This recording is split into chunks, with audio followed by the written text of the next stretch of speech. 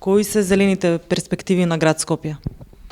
Скопје има како добри сериозни перспективи кои што ние ги верификувавме на известен начин пред некаде година и пол.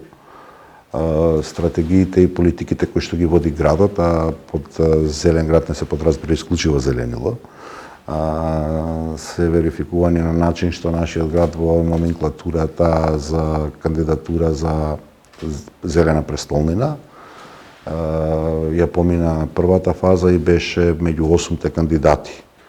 За жал не успеавме понатаму, меѓутоа тоа се должи веројатно на тоа што повеќе деценијска била негрижата и за животната околина, меѓутоа и за стратешките прашања кои што знача здрава животна околина во една урбана целина како што е Скопјево, така што тие работи како чекор по чекор да речем ги исправаме, така се зголемуваат шансите на Скопје да еден ден може навистина да биде носител и на таква титула. За мене беше многу индикативно или провокација да проверам дали стратегиите што градот започна да ги имплементира и ги стави на хартија и започна со нивна реализација, се исправниот пат. Така што таа верификација и тоа проаѓање и да влезете меѓу 8 градови во Европа, значи дека Скопје и тоа како има добри стратегии кои што ги воспоставивме пред 3 години со моето доаѓање за градоначелник на нашиот град. Кои се, да речеме сега, најактуелни во однос на зелените перспективи, зелените политики што ги води град Скопје? Покомплексно е прашањето, не може да се поедностави одговорот од причина што од енергетската политика што ја води градот, што од политиката што ја и води за урбаниот транспорт на луѓе, алтернативниот начин за транспорт на луѓе. Под енергетската политика ги имате наведено сите, да речем, затоплување на домови, енергетска ефикасност на објекти кои што ги раководите или со кои што раководите, политики кои што ги креирате кон домакинствата, како што е проект во Лисиче, да речем, кој што е најзагаден дел од нашиот град. И на крај доаѓа зазеленувањето, да речем, како такво. Ако ги погледнете сите овие поенти, ќе видите дека градот и тоа како сериозно има навлезено во имплементација, не само да го креираме како идеја или како желба, туку и започнати постапки на имплементација на сите овие проекти.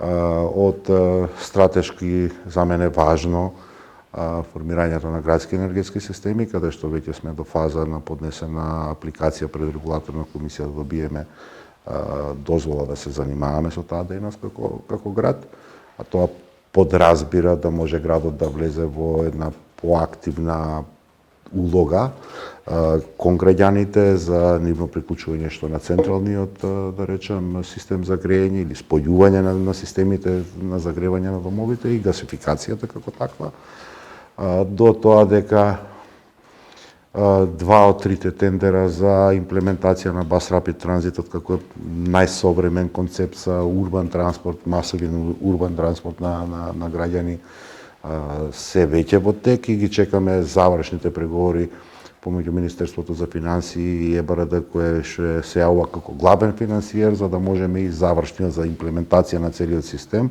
Ако тука се одвиваат добро работите, јас очекувам дека до крајот на 2021 или почетокот на 2022 веќе ќе зборуваме за цел поинаков концепт и систем. Ние 2 тендера веќе ги работиме. Едниот е за идејно решение за движење на трасата за Bus Rapid Transit, трасите, бидејќи се 2, и вториот е за така наречена оптимализација на автобуските линии, затоа што автобускиот сообраќај за транспорт на луѓе како што го познаваме едноставно ќе престане да постои, бидејќи концептот сосема поразличен, така што дали еве за зеленилото знаете и ние го промовиравме дека градот веќе години, 3-та година поред го рушиме рекордот на обновено и воспоставување ново зеленило на јавни површини. Ке напоменам само оние што биле депонии, што кај Мичурин по железничка, што во кисела вода покрај пругата, што Беа порано мини депонии во срце на градот, сега се паркови. Третиот дел од градскиот парк веќе започнавме да го работиме, тоа е површина од околу 100.000 метри квадратни, каде што веќе површината полека се израмнува, изготвени се конкурсно завршени идејните решенија за изгледот на тој трет дел на парк и посебно тој да биде распишена поставката и да се имплементира паркот. Така што цела една лепеза која што може би во даден момент дел од јавноста ја гледа, дел од јавноста не ја гледа, и тука за жал е малку и политиката, да речем, инволвирана, меѓутоа тоа се добри патишта за развој на нашиот град. Мислам дека треба да се напомене и дека особено работејќи интензивно на креирање на нова досега непостоешка инфраструктура во северниот дел на нашиот град, де факто ќе овозможиме во блиска перспектива да граѓаните имаат можност да го бајпасираат центарот патувајќи особено од исток кон запад. Така што тие се работи кои што, да кажам, и Европската унија ги проценува, комисијата на Европската комисија, која за еден град кажува дали задоволува определени стандарди политики. Јас верувам дека вака како што имаме започнато, вака како што се работи во изминатите 3 години, и овие работи ги приведуваме кон некој логичен крај, така ќе се подобри квалитетот на живење во Скопје. Веќе кога спомнавте, нели, политиката, знаеме дека зелените вредности подразбираат истовремено и почитување на човековото достоинство, подразбираат и социјална правда, и антинационализам, и одржлив развој, па колку нашите политичари генерално се запознаени што всушност представуваат зелени вредности? Не можам да зборувам за другите луѓе, можам да зборувам за себе, или подобро е да не зборувам за себе, да ги гледаме политиките што институцијата што ја предводам град Скопје во изминативе 3 години ги креира. За тоа дека имаме триплирање, дури некаде 4 пати поголеми буџети на градот за особено за различни категории на, условно кажано, различни луѓе, со цел да ги по изедначиме можностите на луѓето од отварање на дневни центри кои што порано биле мисловна именка, кои што сега ги води градот, до де факто и материјално и финансиско поддржување на функционирање на индивидуи граѓани, меѓутоа издруженија на граѓани чии што залагање се токму овие за кои што ме прашувате. Така што мислам дека посветеноста на градот, зголемувањето на капацитети, создавањето на капацитети на ранливи категории во општеството е вистинскиот одговор за ова што ме прашувате. Дали и како го препознаваат другите во политиката и како тоа го тоа препознавање евентуално го манифестираат, дефинитивно мислам дека и вие како медиум или јавноста како таква е тука да го тоа проценува. Она што знаеме дека градот сериозно се занимава со сите тие категории, сме од ретките дури институции што имаме отворени врати за вработување на тие лица и имаме неколку во овие 3 години примено со цел да и така сложениот живот, нивни живот, го поедноставиме и го помогнеме што е можно повеќе. Што ќе кажете за растичките, да речеме, политички и етнички мотивирани тензии во нашата земја и кому тие му одат во прилог, а кој всушност губи?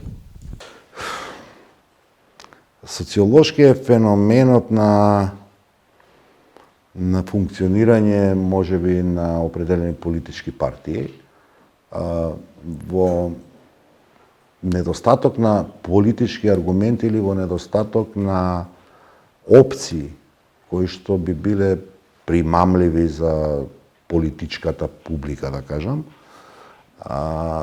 Зборувам о држливи опции кои што гарантираат и прогрес и развој, тоа се сепак и прогресот и развојот категории кои што не се дневни и не можете на дневно ниво да кажете дека сега мора, не знам, улица да направите, за не се прави.